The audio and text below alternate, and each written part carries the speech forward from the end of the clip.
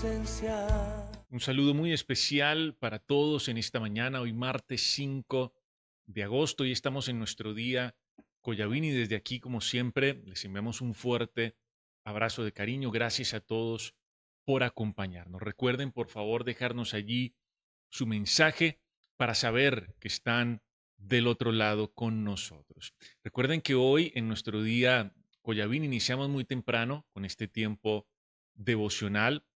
Luego tenemos también nuestro tiempo de intercesión al mediodía. Les animamos a que también puedan participar allí, es de forma virtual.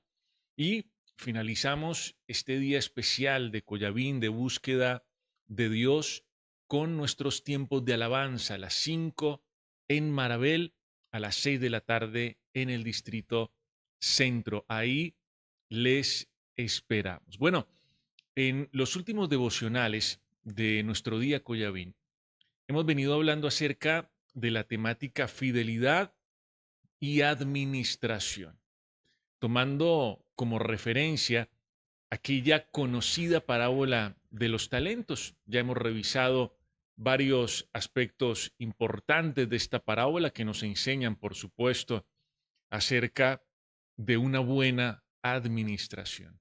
Y dentro de las cosas que hemos mencionado, tal vez la primera de ellas, es que un buen administrador asume su papel como siervo.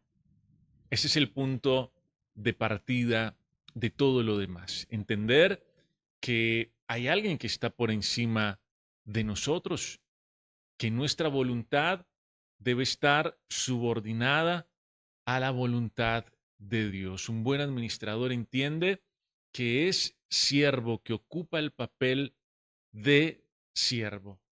Asimismo, para una buena administración, y simplemente aquí estamos recordando algunas de las cosas que hemos comentado, es importante también reconocer que Dios es la fuente de todo lo que tenemos, que hemos recibido de Él, que nosotros administramos de lo recibido. Todo proviene del Señor. Por otra parte, también hablamos acerca de la capacidad. Este es un término que encontramos en esta parábola y que llama poderosamente la atención. La verdad es que cada siervo tenía una capacidad diferente, distinta. Y de acuerdo a su capacidad, pues recibieron también el número de talentos. Las capacidades varían de una persona a otra. Esto es una realidad que no podemos esconder. Las capacidades van variando de uno a otro. Pero si algo nos enseña todo el contexto de esta parábola, es que el Señor de esta historia no le dio tanta importancia a la capacidad como sí a la fidelidad del siervo. La capacidad puede variar, puede que esta persona sea más capaz que esta en ciertas cosas, esta más que esta en otras distintas, eso puede cambiar. Pero al final lo que nos enseña esta parábola es que el Señor de esta historia estaba más preocupado en la fidelidad.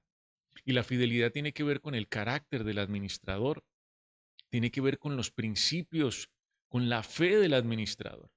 A veces nosotros perdemos mucho tiempo pensando en términos de capacidad, de cantidad, pero lo que Dios más mira es el corazón, el carácter, el ser interior, los principios, lo que mueve a ese administrador. Y claro, también vimos cómo cada siervo nos da unas lecciones muy particulares. El primero, el que más recibió, nos recuerda a nosotros que al que más se le da, más se le demanda, más se le exige también. El tener más implica una mayor responsabilidad. Hay gente que quisiera tener más cantidad, pero no asumir la responsabilidad que eso implica. Tener más significa asumir más responsabilidad también. El segundo siervo nos recuerda a nosotros que hay que aprender a estar contentos con lo que tenemos. Este siervo no se quedó pensando en que había recibido menos que el primero, no se quedó tampoco comparándose con el tercero, él simplemente tomó los talentos que le habían dado Y con eso fue fiel. Y con eso produjo. Y con eso dio resultados extraordinarios. Y al final, el Señor de los talentos le dijo, excelente trabajo. Lo mismo que al primero. Estuvo contento con lo que recibió, sin pensar si había recibido más o menos. Y con eso fue productivo. Pero también el tercer siervo, el que recibe un talento, que no es poco, como vimos, aunque fue el que menos recibió, esto no es una cantidad pequeña, era una gran suma de dinero en realidad lo que él había recibido. Pero este hombre nos recuerda, el siervo de un talento, el tercero, que nuestros esfuerzos deben estar enfocados. Este hombre se esforzó, pero no hizo nada. Se esforzó por esconder lo que había recibido. Y por último, la semana pasada estuvimos hablando acerca de lo importante que es administrar el tiempo, porque resulta que un día todos nosotros, todos los que hemos recibido algo de parte de Dios, un día tendremos que darle cuentas a Él de nuestra administración. Dice la Biblia que después de un tiempo el Señor de los talentos regresó y comenzó a llamar a cada uno de los siervos, a decirle, dame las cuentas, qué ha pasado en estos años, qué ha pasado en este tiempo. Un día nosotros estaremos delante del Señor rindiendo cuentas también por lo que hemos recibido. El tiempo es finito, nuestra vida no dura para siempre y necesitamos aprovechar bien el tiempo porque los días son malos. Y ya para finalizar, porque hoy vamos a terminar con esta temática, ya la próxima semana estaremos iniciando un nuevo tema. Necesitamos adentrarnos en las entrañas del tercer siervo, porque aquí hay algo muy interesante que nos cuenta la Biblia. Algo muy particular pasó con este tercer siervo. Necesitamos ver cuáles fueron las posibles causas de su fracaso. Aquí podríamos mencionar anticipadamente una terrible visión de su Señor. Podríamos mencionar también el miedo, el temor, el descuido, la negligencia, entre muchas otras cosas. Pero vamos a ir a la Biblia y vamos a revisar entonces qué pasó con el tercer siervo, aquel siervo que tomó su talento y lo escondió en la tierra, el siervo malo y negligente. ¿Qué nos dice la Biblia al respecto? Vamos a ir a Mateo capítulo 25, versículo 24. Miren lo que dice la Biblia. Dice, pero llegando también el que había recibido un talento, en el momento en que los llamaron a cuentas, a la rendición de cuentas, este dijo, el siervo de un talento dijo, Señor, te conocía, que eres hombre duro, que ciegas donde no sembraste y recoges donde no esparciste. Este tercer siervo llega a la rendición de cuentas y dice, bueno, yo sé muy bien quién es usted, Señor. Yo lo conozco muy bien a usted. Y yo sé, dice este siervo, que usted es un tipo recio, duro, implacable. Esa era la idea que este siervo tenía de su Señor. La visión del Señor es clave en la administración. La visión que yo tengo de Dios igualmente será muy importante en mi éxito o en mi fracaso como administrador. Resulta que cada persona, desde las experiencias propias y por la información que ha ido recogiendo en su entorno, va formando una visión particular de Dios. Nosotros en realidad no vemos a Dios como es, sino que vemos a Dios como somos. En ciertas ocasiones la imagen que nosotros tenemos del Señor está condicionada por nuestras propias carencias, por nuestros faltantes, por las heridas, por las desilusiones que nosotros arrastramos y sobre todo por las experiencias que vivimos un día al interior del hogar. Los padres ausentes, los padres exigentes, los padres débiles, los padres castigadores, demasiado duros, eh, las familias donde se experimentó abuso, algún tipo de rechazo, crisis, de roles. Todas estas experiencias de alguna forma van condicionando la imagen que nosotros tenemos de Dios. Y a veces estas experiencias y lo que sentimos y lo que pensamos de lo que hemos vivido, de alguna manera levanta barreras en nuestro corazón que nos impiden acercarnos a Dios y conocerlo tal y como es. Y entonces, cuando Dios llega a la vida de una persona con un ofrecimiento de amor, de salvación, de restauración, de propósito, de sentido, inmediatamente la persona comienza a escarbar en sus propias ideas, en sus propias experiencias, en sus propios traumas. Y muchas veces las personas se preguntan, bueno, ¿cómo es posible que este Dios me pueda amar cuando a mí no me han amado? ¿O cómo es posible que este Dios se pueda interesar en mí y creer en mí cuando nadie anteriormente lo ha hecho? ¿Cómo es posible que este Dios me diga que nunca me va a abandonar cuando a mí sí me abandonaron? ¿Me entienden esto? Todas esas cosas que hemos vivido a lo largo de la vida, de alguna manera van condicionando la visión que nosotros tenemos de Dios. Incluso la religiosidad, las costumbres, las tradiciones, la información que recibimos de Dios en el entorno, condiciona la imagen que nosotros tenemos de Él. ¿Saben qué llama la atención aquí, escuchando al tercer siervo? Que ninguno de los otros dos siervos se expresó así del Señor. En ningún momento ellos dijeron algo ni siquiera parecido. El primero llegó y simplemente dijo, aquí está el resultado de mi labor, lo que yo recibí, lo que yo gané. El segundo igualmente.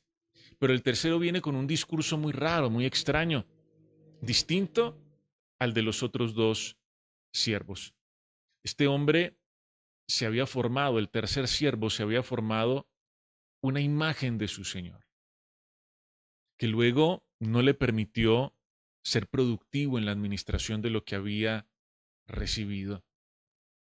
Y esto era de esperarse, porque la visión que tenemos de Dios afecta, positiva o negativamente, la manera en que nosotros administramos lo que Él nos ha dado. ¿Cómo podríamos nosotros, por ejemplo, asumir nuestro papel como siervos, que es algo de lo que hemos hablado? Si nosotros estamos pensando que Dios es un Dios duro, castigador, imponente, ¿cómo podríamos nosotros aceptar la verdad de que todo lo que hemos recibido lo tenemos de Él cuando hemos aprendido a ser autosuficientes en la vida? Cuando al contrario hemos sentido que la vida nos quita, que no nos han dado lo que nosotros merecemos. ¿Cómo podríamos estar contentos con lo que tenemos, como nos enseña también esta parábola, si nosotros pensamos que Dios no ha sido justo con nosotros? Que Dios es un Dios lejano, frío, castigador, que olvida. Entonces, el tema de la visión que tenemos de Dios o la idea que nosotros tenemos de Dios es determinante. Y la mejor manera de sanar la imagen que tenemos de Dios es yendo directamente a su palabra, para comenzar a reemplazar nuestros viejos paradigmas acerca de Él con las nuevas verdades que me enseña la palabra de Dios. La ausencia de la palabra de Dios deja mucho margen a esas ideas equivocadas, a nuestros propios conflictos. Comenzamos a ver a Dios desde el lente de lo que hemos vivido, pero no como es realmente. Y esto nos llena de temor, esto nos llena de pánico, nos dificulta relacionarnos y acercarnos a Él. Este tercer siervo dijo, yo tomé el talento y lo escondí porque tenía miedo. El miedo nos lleva a escondernos de Dios, como le pasó a Adán también, y a esconder lo que Él nos ha encomendado. Una persona temerosa se esconde de Dios, no es capaz de relacionarse con Él, pero además una persona temerosa tampoco es capaz de poner a producir lo que Dios le entrega. Cuando nosotros conocemos a Dios tal y como es, no como nos parece, sino como la Biblia nos dice que Dios es, nos despojamos de tantos temores, de tantas prevenciones, de tantas ideas equivocadas y comenzamos a vivir en libertad, a conocer que Él es bueno, que Él es misericordioso, que Él nos ama, que Él es un Dios perdonador, que Él es fiel, que Él es justo, que Él es soberano, que Él es poderoso, que Él está presente en nuestra vida. Ese es el verdadero Dios, el de la Biblia, no el de nuestros traumas, no el de, no, el de nuestras experiencias fallidas, el Dios de la Biblia. Ese es el Dios que tenemos que conocer. Ahora, cuando el Señor escucha esto, este discurso del tercer siervo, pues el Señor también le responde. Y quiero que miremos lo que dice Mateo 25, 26 y 27. Dice la Biblia, respondiendo su Señor, le dijo, siervo malo y negligente. ¿Sabías que ciego donde no sembré y que recojo donde no esparcí? Por tanto, debías haber dado mi dinero a los banqueros y al venir yo hubiera recibido lo que es mío con los intereses. Bueno, el Señor le da fuerte aquí al tercer siervo. No como un hombre duro, no como un hombre recio, como él lo veía, ¿no? Sino como un hombre firme. Dios nos ama, claro, pero Dios también nos corrige. Dios también es firme en lo que dice, en lo que hace. Y eso no desdibuja su amor y su misericordia. Un padre que ama también corrige, un padre que ama también llama la atención, un padre que ama también pone límites, un padre que ama también exhorta. Dios nos ama, pero también nos muestra firmeza. Una mala visión de Dios también termina distorsionando la visión que tenemos de nosotros mismos. Dentro de las muchas cosas que pudieron llevar a este tercer siervo a tomar la decisión de enterrar su talento, nosotros podemos encontrar una de ellas muy fuerte que es la incredulidad. La incredulidad en su Señor, pero también la incredulidad en las capacidades que él tenía. Es probable que este hombre, por lo que él dice y por lo que le responde el Señor, es probable que este hombre haya fracasado en su mente incluso antes de intentarlo. Es que ni siquiera lo intentó. Él simplemente tomó y escondió. Él fracasó anticipadamente en su cabeza, en su corazón. Y aquí el Señor le dice, eres un siervo malo, eres un siervo malo. Y saben que la peor expresión de maldad es la incredulidad. Esa es la peor expresión de maldad, la incredulidad, que se convierte en miedo, que se convierte en desconfianza, que se convierte en negligencia. Claro, pero la peor expresión de la maldad es la incredulidad en Dios. Esto lo vemos claramente en la vida de Saúl, por ejemplo. Saúl también fue un hombre que recibió talentos de parte de Dios, una asignación muy importante de parte de Dios. Pero su temor, su incredulidad, su errada manera de ver a Dios y de acercarse a Dios, pues finalmente terminaron labrando su propia ruina, su propio fracaso. Lo llevaron a actuar con locura, a hacer grandes esfuerzos por no perder y luego terminar perdiendo. La vida de Saúl fue una auténtica desgracia por la incredulidad y por el miedo de su corazón. Y es muy llamativo que estas personas que son presa fácil del miedo o que están aprisionadas por el miedo, terminan viendo cómo sus temores se convierten en realidad. Es increíble, pero pasa. Una persona que tiene tanto miedo al final termina actuando de tal manera que hacer realidad sus propios temores, con sus desaciertos, con sus tropiezos, con sus malas decisiones. Este siervo fue malo porque fue incrédulo, pero también fue negligente, y la negligencia es descuido. La negligencia es falta de preparación, es no anticiparse a lo que puede pasar, es falta de acción. La negligencia no es solamente pasividad frente a lo que tenemos que hacer. La negligencia también es maldad. ¿Saben qué dice la Biblia? Que el que sabe hacer lo bueno y no lo hace, le es contado por pecado. El no hacer lo que yo tengo que hacer, el ser negligente, me lleva a mí a pecar, a actuar con maldad. Si yo sé lo que tengo que hacer con este talento, como el Señor le dice al siervo, por lo menos se lo hubiera dado a los banqueros. Usted sabía lo que debía hacer mínimamente. Cuando yo sé lo que tengo que hacer y no lo hago, dice la Biblia que eso es pecado. Y en este discursito de este tercer siervo, queda claro que este hombre sabía lo que tenía que hacer. Queda claro que este hombre sabía lo que tenía que hacer, pero simplemente no lo hizo. Actuó como un hombre, como un siervo malo y negligente. Y finalmente, miren lo que el Señor le termina diciendo a este hombre. Dice, quitadle pues el talento y dadlo al que tiene 10 talentos, porque al que tiene le será dado y tendrá más, y al que no tiene, aún lo que tiene le será quitado. Esto se parece mucho a lo que ocurre, por ejemplo, con los músculos en el cuerpo. Un músculo que no se usa se atrofia y se pierde. Lo mismo ocurre aquí con la administración.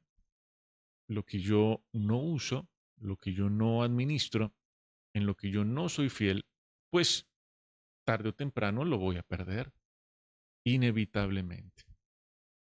Pero entonces, esto tiene que ver, de acuerdo a lo que estamos estudiando hoy, específicamente con la visión que tenemos del Señor, la imagen que tenemos de Dios. Cuando esa visión está afectada, todo lo demás se afecta. Nuestra identidad, nuestra administración, nuestras decisiones, la manera en que nosotros gestionamos lo que Dios nos ha confiado. Este tercer siervo no fracasó por falta de recursos, sino por una percepción equivocada de su Señor. Aprendamos a conocer a Dios tal y como es. Y para eso, ¿qué tenemos que hacer? Ir a la Biblia. Vayan a la Biblia. Estudien la Biblia, lean la Biblia, enamórense de la Biblia. Allí ustedes van a conocer quién es Dios de verdad. No lo que les contaron, no lo que les dijeron, no lo que les pasó, el que le quitó, el que la abusó, el que la maltrató, el que... Nada de eso, nada de mis experiencias pasadas. Lo que me dice su palabra, ese es Dios. Atrevámonos a ver al Señor tal y como es, bueno, justo, cercano, amable, paciente, misericordioso. Que su palabra renueve la imagen y la visión que tenemos de Él. Y finalmente, para cerrar con esta temática, yo quisiera que nos preguntemos algo. ¿En qué áreas de nuestra vida nos hemos llenado de temor y de negligencia? Pregúntese usted esto allí en el lugar donde está. ¿En qué áreas de su vida usted se ha llenado de temor y de negligencia? Y pensando en esto, vamos a acercarnos a Dios en oración. Padre bueno, hoy te agradecemos por este tiempo especial en donde podemos venir a ti, a tu palabra, para escucharte, para conocerte, para aprender más y más de ti. Es cierto, Señor, que muchas experiencias de nuestra vida pasada, muchas desilusiones, muchos tropiezos, muchos fracasos, de alguna manera han distorsionado la imagen o la idea que nosotros tenemos de ti. Y cuando la visión tuya en nosotros está afectada, nuestra identidad también lo está y nuestra administración también lo está. Hoy te pedimos que erradiques todo concepto, toda idea, todo paradigma errado acerca de ti. Si te hemos visto como un Dios duro, lejano, castigador, injusto, hoy renueva la visión que tenemos de ti y quita todo temor, Señor, y toda negligencia, toda incredulidad del corazón, para que nosotros podamos, Señor, tomar lo que hemos recibido y ser fieles en lo poco. Que no se pierda lo que nos has entregado, que no se eche a perder lo que has puesto en nuestras manos, sino que por el contrario se multiplique para tu gloria y para tu honra. Yo te pido, Señor, que si en alguna área de sus vidas, los que hoy se conectan con nosotros se han llenado de temor o han sido negligentes, descuidados, que tú los llenes de ánimo hoy, de determinación para levantarse y para ir hacia donde tú los estás dirigiendo. Hoy desde aquí bendigo la vida de todos los que se conectan con nosotros y nos encomendamos a ti en el resto de este día, en el nombre de Jesús. Amén. Amén y amén. Bueno, nuevamente a todos muchas gracias por acompañarnos. Les enviamos un fuerte abrazo de cariño, saludos especiales a la gente de Río de Oro, de Ábrego, de San Pablo también y por supuesto a toda nuestra familia de la Cruzada aquí en Ocaña. Recuerden nuestros otros tiempos de este día Collavín y los esperamos también a lo largo de esta semana en nuestras reuniones ministeriales y el sábado en nuestra reunión familiar. Chao, chao. Que estén muy bien.